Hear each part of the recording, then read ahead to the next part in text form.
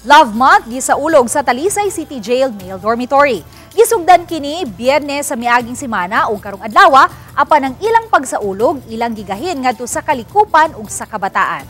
Ang mga sakop sa Talisay City Jail Male Dormitory nihimo og reading ug feeding program sa mga tinun-an sa Maghaway Elementary School. Din 200 ka mga ubos sa grade 1 ug kindergarten ang nakapahimos ni adtong Pebrero 7. Ang kalihukan naghatag og kahigayunan sa mga bata sa pagbasa ug may pagtulunan nga istorya ingon man giistoryahan sila sa mga makadasig nga istorya sa mga sakop sa BJMP Talisay.